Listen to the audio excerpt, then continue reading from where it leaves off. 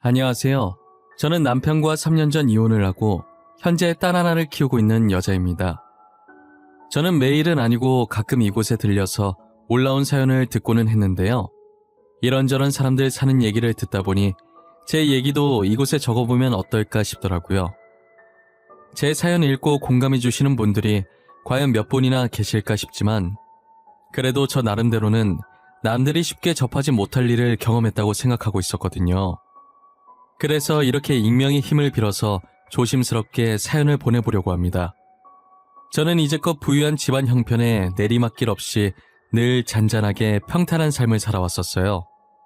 하지만 그런 제 삶이 내리막길, 아니 가파른 절벽길이 생겨날 거라고는 상상조차 못했었어요. 어쩌다 제가 절벽길을 마주하게 됐는지 지금부터 여러분들께 들려드리려고 해요. 저는 지금으로부터 7년 전쯤에 평범한 직장인인 남편을 만나 결혼을 했었어요. 남편 집안은 엄청 부유하지도 그렇다고 가난하지도 않았어요. 흔히 볼 수 있는 되게 평범한 집안이었죠. 반면 저희 집안은 남편과 다르게 뼈대 있는 양반 가문의 부유한 집안이었어요. 아버지는 할아버지께서 남겨주신 회사를 운영하고 계시고 어머니는 전업주부셨어요. 가진 게 많은 분들이라 그런지 어떤 일이 닥쳐도 조급해하지 않고 늘 여유가 넘치셨어요. 평소에도 돈 많다고 유세를 떨지 않는 인자한 분들이셨죠. 제가 어릴 때부터 저희 부모님께서 공부하라는 말 대신 항상 하시던 말씀이 있었어요. 어딜 가든 항상 겸손한 자세를 취하고 돈이 먼저가 아니라 인품이 먼저라면서 누구를 만나든 모든 사람을 평등하게 대하고 예의를 갖추라고 하셨었죠. 저는 그런 가정교육을 받고 자라 지금도 저희 딸에게 이 말을 그대로 하고 있어요. 어른들 말 중에 사위사랑은 장모라는 말이 있잖아요. 저희 집안은 친정 어머니뿐만 아니라 친정 아버지도 남편을 많이 아끼고 좋아했었어요. 친딸인 제가 질투가 날 정도로 하루 종일 정서방 노래를 불렀었거든요. 좋은 게 생기면 저희 남편한테 제일 먼저 주고 가끔은 사고 싶은 거 사라고 돈도 턱턱 주시더라고요. 제가 달라고 할 땐 며칠 동안 옆에 붙어서 징징거려도 안 주더니 남편한테는 어찌나 잘 주던지 누가 보면 남편이 아들인 줄 알겠더라니까요. 그래도 시댁 식구들과 남편이 평상시에 제게 잘해주셨기 때문에 싫진 않았어요. 오히려 부모님께서 저 대신 시댁을 챙겨줘서 늘 고마운 마음이 컸죠. 아버지는 늘 출장 갔다 오시면 남편 선물과 시부모님 선물을 사서 제게 챙겨주셨어요. 하나뿐인 딸 이렇게 점수 따서 이쁨 받아야 한다면서 말이에요. 그 덕분인지 저는 시집살이 하나 없이 공주 대접 받으면서 잘 지내고 있었어요. 남편은 항상 제가 일 마치고 집에 오면 수고했다고 팔이며 다리며 열심히 주물러주기 바빴고 시댁 식구들은 가끔 제가 시댁에 놀러가서 뭐라도 거들려고 하면 손 하나 까딱 못하게 하셨죠. 그렇게 행복한 신혼생활을 보낸 지 8개월 만에 제가 임신을 하게 된 거예요. 아이를 천천히 가질 생각이었는데 생각보다 빨리 찾아오는 바람에 저희 둘 다 당황했어요. 하지만 양가 부모님들은 저희와 다르게 경사났다면서 너무 좋아하시더라고요. 저희도 좋은 게 좋다고 이왕 임신한 거 정말 좋은 부모가 되겠다고 마음먹었죠. 제가 첫째가 딸이라는 소리를 듣고 혹시나 시부모님께서 서운해하시면 어쩌나 했는데 딸이면 어떠냐고 아들은 다음에 낳아도 된다면서 오히려 저를 더 걱정하시더라고요.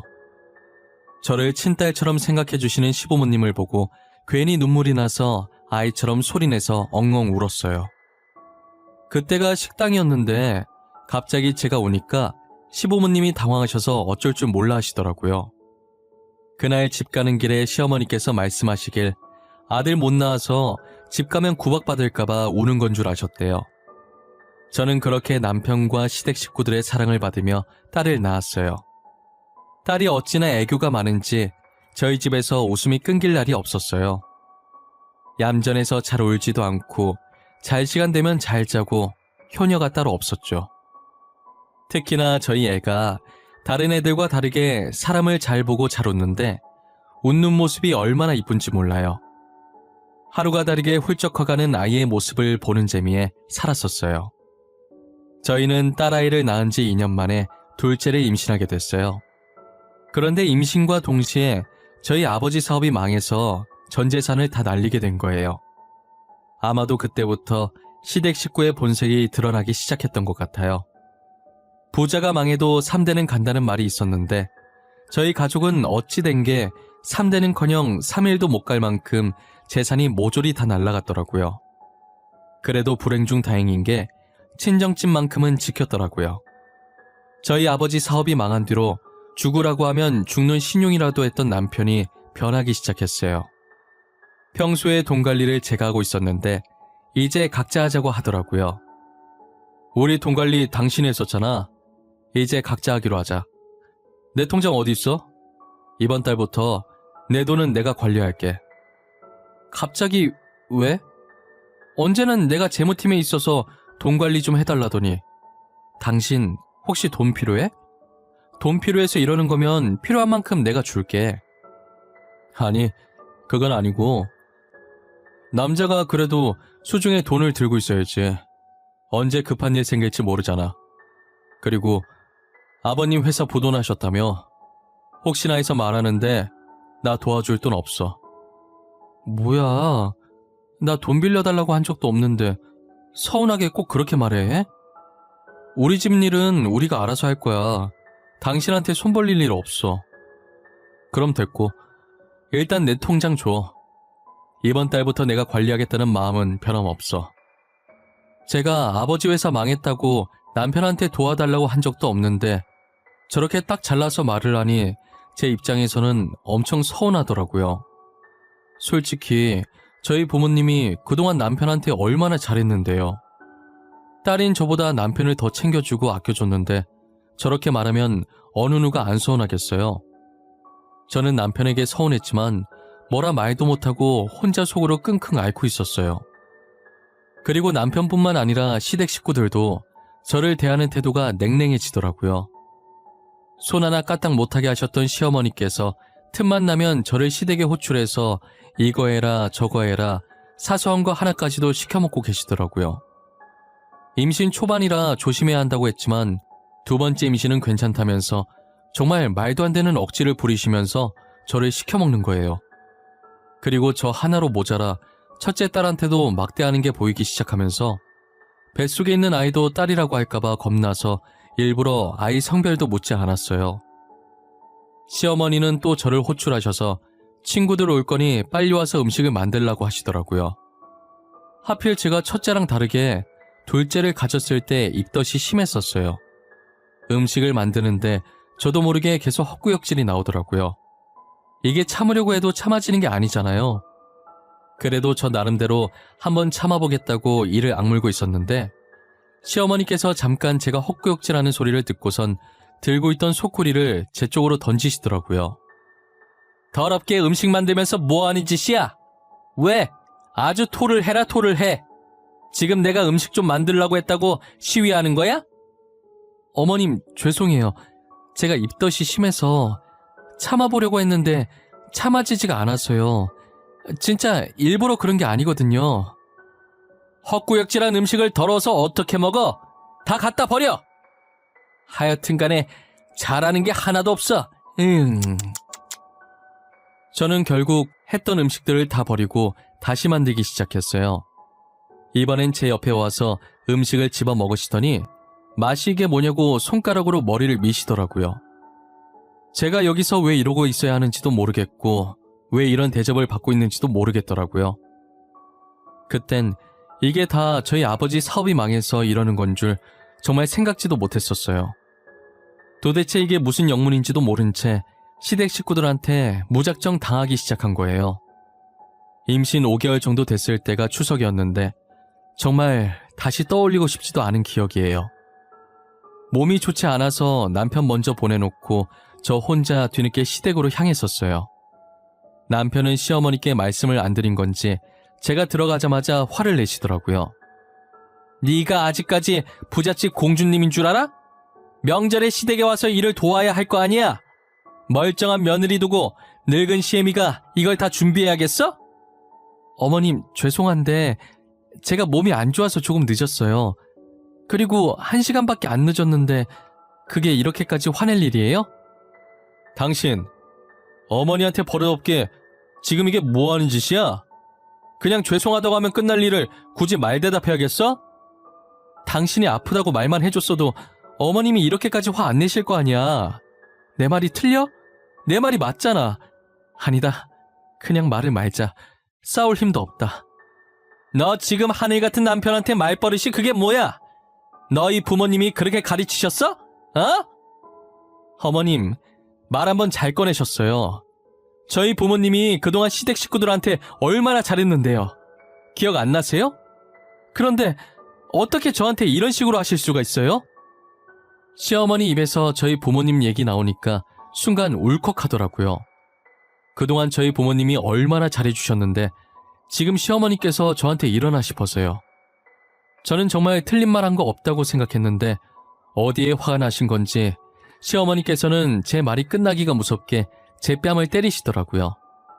저는 부어오르는 뺨을 어루만지면서 그대로 시댁을 빠져나와 친구 집으로 갔어요. 발갛게 달아오른 뺨을 보고 괜히 부모님께서 걱정하실까봐 대충 몸이 안 좋아서 못 간다고 말하고 연휴 끝날 때까지 친구 집에서 지냈었어요. 걱정하시는 것보다 시댁 식구들한테 실망하실 게 커서 입이 안 떨어졌어요.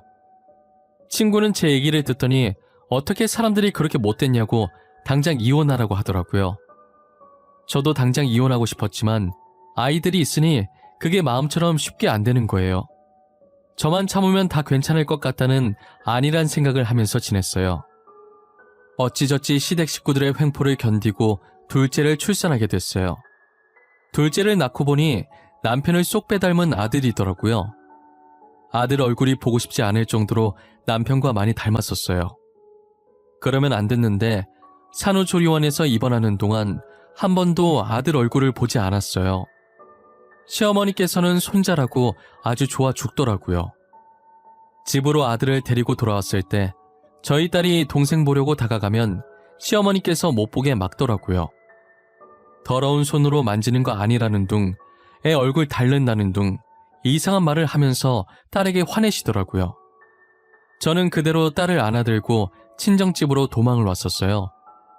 연락도 없이 갑자기 저 혼자 딸아이를 안고 오니 친정 부모님께서는 당연히 놀라셨죠.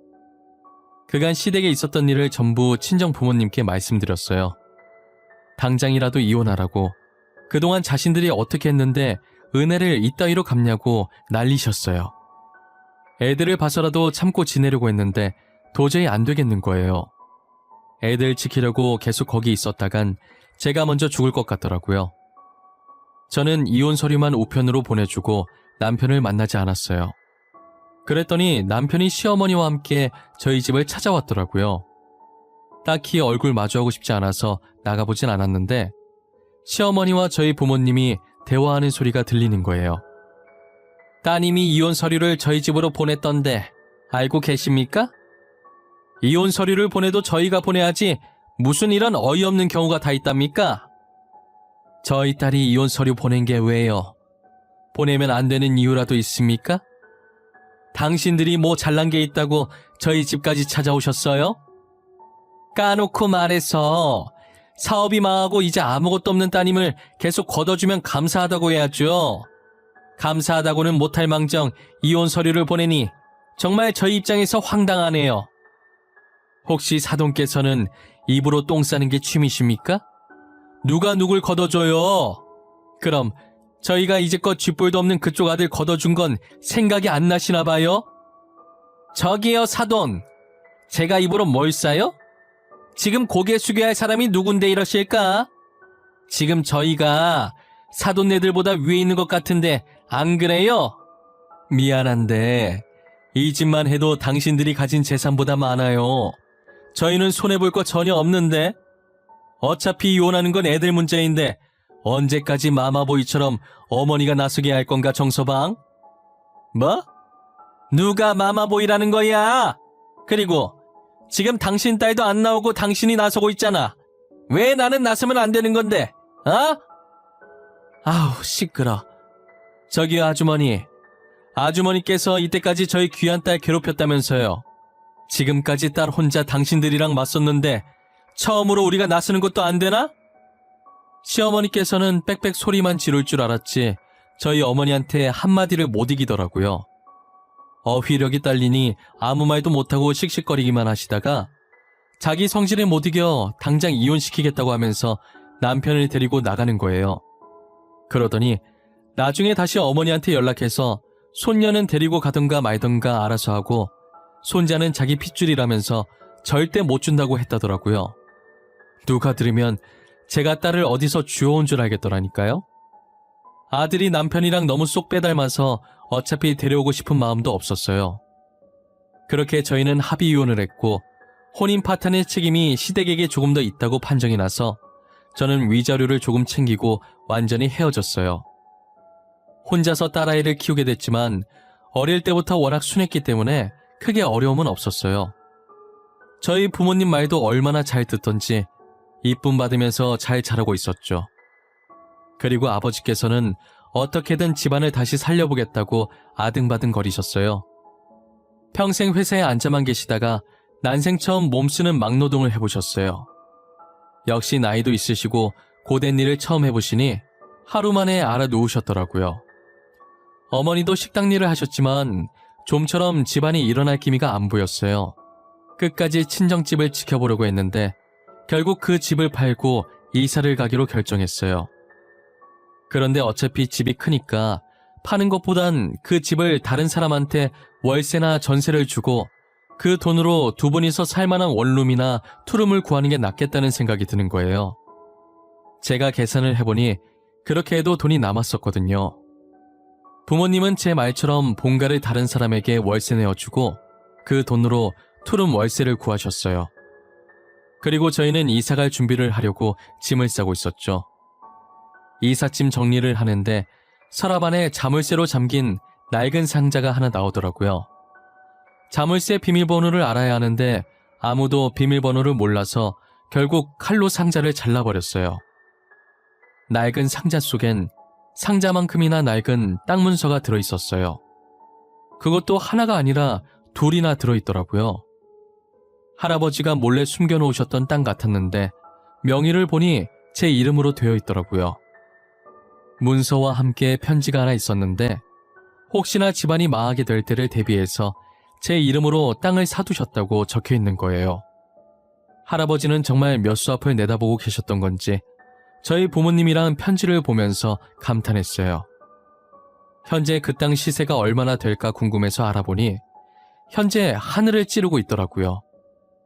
제가 곰곰이 생각해보니 요즘 들어서 자꾸 저한테 땅 팔라는 전화와 문자가 왔었는데 저는 당시에는 단순하게 신종 보이스피싱인 줄만 알았었어요.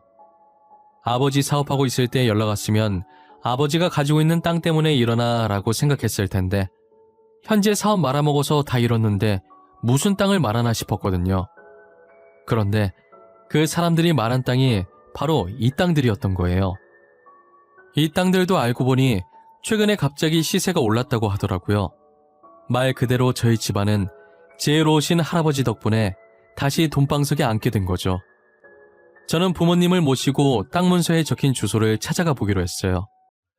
도착해보니 삐까뻔쩍한 번화가 사이에 폐건물이 하나 덩그러니 있더라고요. 저희도 지나가다 한 번씩 본 적이 있는 건물이었어요. 도대체 저기는 나중에 뭘 하려고 저렇게 해놨나 했었는데 그게 제 건물이었던 거죠. 저는 폐건물을 보다가 가방에서 통장을 꺼내 그동안 일하면서 모았던 돈이라고 아버지께 주면서 그동안 키워줘서 감사하다고 건물 리모델링해서 이제 임대료 받아 먹으면서 편하게 지내라고 했어요. 아버지는 떨리는 손으로 제 통장을 받으시더니 통장에 얼굴을 묻고 우시더라고요. 어머니도 그 모습을 보고선 조용히 뒤돌아서 흐르는 눈물을 훔치셨어요. 우리 귀한 딸 코 묻은 돈을 내가 이걸 어떻게 받아? 돈은 또 언제 이렇게 모은 거야? 나 이거 못 받아. 절대 못 받아. 어떻게 모은 돈인데 내가 덥석 받아? 아빠, 그런 것 치곤 지금 너무 자연스럽게 아빠 손에 들려있는 것 같지 않아? 그냥 받아. 딸이 주는 선물이야. 그동안 이렇게 키워준 것도 고맙지 뭐. 그래. 일단 네가 나한테 그렇게 주고 싶다고 하니 받기는 할 텐데 언제 이렇게 모은 거야? 생활비로도 모자랐을 텐데. 아빠 딸 재무팀에서 일하잖아. 그래서 돈 관련된 건 엄청 철저한 거 알지? 쓸데없는 거 안 사고 모으면 그만큼 모을 수 있어. 그래도 나 하고 싶은 건 하고 살았다. 아버지가 너무 속상해하면서 오시길래 오히려 제가 더 덤덤한 척, 씩씩한 척 했어요. 사실 하고 싶은 거나 사고 싶은 게 있어도 참고 최대한 아끼고 아껴서 모은 돈이었거든요. 언젠간 부모님께 선물로 드리고 싶어서 따로 모아왔던 돈이었어요. 이렇게 쓰일 줄은 몰랐는데 그래도 기분이 정말 좋더라고요. 아버지는 투룸으로 이사 가려던 것도 취소하고 다시 본가로 돌아가 제가 준 돈으로 건물을 다 뜯어 고치고 임대료를 받으면서 지내고 있었어요. 딸이 선물해준 건물이라면서 어찌나 애지중지 여기시던지 제가 용역업체를 쓰라고 해도 본인들이 직접 청소하겠다고 고집을 피우더라고요. 아무리 말해도 안 들으셔서 결국 저도 두 손 두 발 다 들었어요. 그러다 예기치 못한 장소에서 평생 마주치고 싶지 않았던 사람들을 마주하게 됐는데요. 모두가 예상하셨듯 그 사람들은 바로 저희 전 남편과 전 시어머니셨어요. 그날도 어김없이 청소하러 나가셨다는 말에 같이 점심 먹으려고 부모님을 찾아갔어요. 제가 건물 앞에 거의 다다랐을 때 어느 한 식당에서 전 남편과 전 시어머니가 나오더라고요. 알고 보니 저희 건물 옆에 새로 생긴 식당이 전 남편 가게였어요. 저는 그 두 사람을 보고 멈칫했고 그들도 저를 보고 걸음을 멈추더라고요.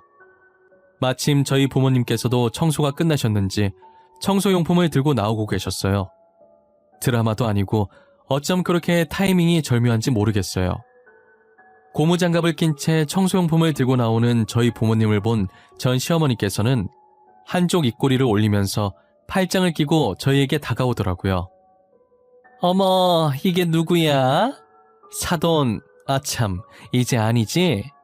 아주머니께서 여긴 어쩐 일이세요?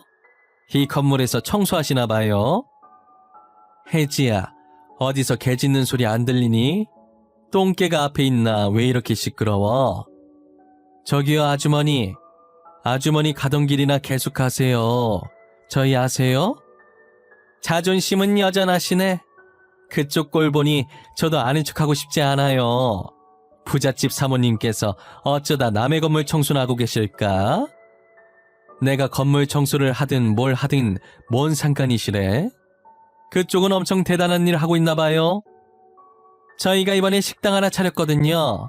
옆에 있는 저 식당인데 언제 한번 드시러 오시던가. 아 맞다. 저희 가게 메뉴가 좀 비싼데 드시러 오실 수 있을지 모르겠네. 전 시어머니의 막대먹은 성격은 예나 지금이나 여전하시더라고요. 어머니도 만만치 않게 전 시어머니의 말에 한마디도 지지 않으시고요. 저희 가족에 대한 비아냥거림으로 전 시어머니의 입은 쉬질 않으셨어요. 언제까지 하려나 볼참이었는데 저희 건물에서 일하시던 분이 나오시는 순간 전 시어머니의 입에서 더 이상 소리가 새어나오지 않았어요. 사장님들, 오늘도 청소하러 오신 거예요? 진짜 대단하세요. 돈이 그렇게 많으신데 업체 한번 안 쓰시고 매번 이렇게 직접 청소하기 힘들지 않으세요? 에이, 아니에요. 제 건물 제가 청소하는데 뭐가 힘들어요? 안 그래도 저희 딸이 업체 쓰라고 난리더라고요. 생각 안 해본 건 아닌데 저희가 하는 게 마음 편해요. 두 분 다 대단하신 것 같아요. 아, 커피 한 잔씩 드릴까요? 저희가 이번에 신메뉴 개발했거든요. 여기서 일한 지도 1년이 지났는데 이제껏 임대료 한 번을 안 올리시고 정말 너무 감사해요. 아니에요. 지금같이 경기도 안 좋을 때 임대료까지 올리면 자영업자는 뭐 해먹고 살아요. 있는 사람이 좀 도와주고 하는 거죠. 신메뉴 맛이 어떨지 궁금한데 한 잔 마셔볼까요? 저희 어머니와 세입자의 대화를 듣던 전 시어머니와 남편은 가만히 서서 눈만 굴리고 있더라고요. 그러다 저희 부모님은 세입자를 따라 신메뉴 맛보러 카페 안으로 들어가셨고 곧이어 저도 뒤따라 들어가려는데 전 시어머니께서 제 손목을 붙잡으시는 거예요. 전 시어머니의 표정을 보니 제게 묻고 싶은 말들이 너무 많아 보이시더라고요. 저는 그 손을 뿌리치고 아까 전 시어머니가 저희 부모님께 그랬듯 똑같이 팔짱을 끼고 무슨 할 말이라도 있냐는 표정으로 쳐다봤어요. 제가 할 말 있으면 빨리 하라고 하니 저게 다 무슨 말이냐고 물어보는 거예요. 저는 아무렇지 않게 방금 들은 그대로라고 저 건물 저희 부모님 건물이라고 말했죠. 어떻게 된 일이냐고 물어보시길래 제가 꼭 대답을 해야 되냐고 말하고 카페로 들어왔어요.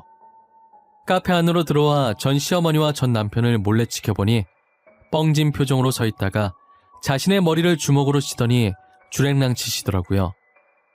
번데기 앞에서 주름 잡은 꼴이니 아까까지 자신들이 했던 행동이 얼마나 쪽팔리겠어요. 저는 그동안 당한 수모들에 대해 한 방 먹인 기분이 들어서 좋더라고요. 그런데 이게 제 발목을 잡기 시작할 줄은 꿈에도 몰랐어요. 전 시어머니와 전 남편은 저희가 다시 부자가 됐다는 것을 알고 들러붙기 시작했죠.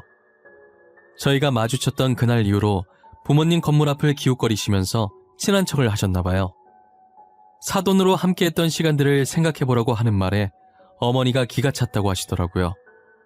전 시어머니뿐만 아니라 전 남편도 제 회사까지 찾아와서 다시 잘해보자고 하고 난리도 아니었죠. 결국 거머리 같은 시댁 식구들을 피해 부모님은 용역업체에다가 건물 청소를 맡겼고 저는 오랫동안 다니던 회사를 그만두고 다른 회사로 이직을 하게 되었어요. 이제 마주칠 일 없을 거라 생각했는데 저희가 이사를 가지 않았으니 시댁 식구들은 친정까지 와서 들러붙기 시작하더라고요. 어머니는 그럴 때마다 주방에서 소금을 들고 나와 대문 앞에 있는 그들에게 뿌렸어요. 그 정도 했으면 자존심 상하고 지칠 만도 한데 매일같이 찾아오더라고요. 저희는 참다 못해 그 집을 다시 다른 사람에게 세를 주고 이사를 갔어요. 이사를 간 후로는 시댁 식구들을 마주치지 않게 됐고 진작에 이사를 갈 걸 그랬나 싶었어요. 그로부터 반년 뒤에 시댁 식구들의 소식은 뉴스를 통해 알 수 있었죠. 시댁이 운영하던 식당에서 일하던 한 알바생의 고발로 반찬 재사용 논란이 생긴 건데요. 알바생이 찍어놓은 증거 영상을 보니 빼도 박도 못하겠더라고요. 저희 가족은 뉴스를 보며 혀를 찾고 망신살도 이런 망신살이 없었어요. 제 딸도 뉴스를 보면서 그동안 우리한테 했던 짓 때문에 벌 받는 거라고 한마디 거들었어요. 그동안 아빠 없는 자식으로 만들어서 미안했는데 딸도 시댁에 대한 마음이 저와 같았더라고요. 저렇게 뉴스까지 났는데 식당은 잘 될 리 없었고 손님이 완전히 끊겨버리자 식당 문을 닫게 됐어요. 막상 저런 상황이 오니 통쾌하기보다 제 딸아이의 아빠라서 그런지 불쌍하다는 생각이 들었어요. 그러다 저와 딸에게 한 행동을 곱씹으며 상처 준 만큼 돌려받는 것뿐이라고 독하게 마음먹었죠. 지금 저희 가족은 예전보다도 더 잘 지내고 있어요. 딸도 이제 유치원을 다니면서 아빠 없이도 씩씩하게 잘 커주고 있고요. 저와 저희 부모님도 아빠의 빈자리를 못 느끼게 해주려고 노력하고 있어요. 딸이 남편보다 저를 닮았는지 어린 게 똑 부러져서 벌써부터 말을 되게 잘하더라고요. 저는 요즘 딸아이 하나만 바라보면서 열심히 이 각박한 세상을 잘 버티고 있어요. 딸아이를 안 낳았으면, 아니, 딸아이를 안 데리고 왔으면 어쩔 뻔했나 싶어요. 혼자 살겠다고 도망쳐 나왔으면 분명 이렇게 행복하게 살지 못했을 거예요. 저는 딸아이가 지금처럼 저희와 추억 많이 쌓으면서 행복하고 씩씩하게만 자라주었으면 좋겠어요. 공부 못해도 되니까 오래오래 제 옆에 있으면서 건강만 했으면 하는 바람입니다. 여러분들도 실패했다고 바로 좌절하지 마세요. 저희 가족처럼 언젠가는 정말 특별한 행운이 찾아올 거예요. 제 이야기는 여기까지입니다. 여기 계신 모든 분들이 행복한 꽃길만 걸으셨으면 해요. 제 긴 이야기를 들어주셔서 정말 감사하고 늘 건강하세요.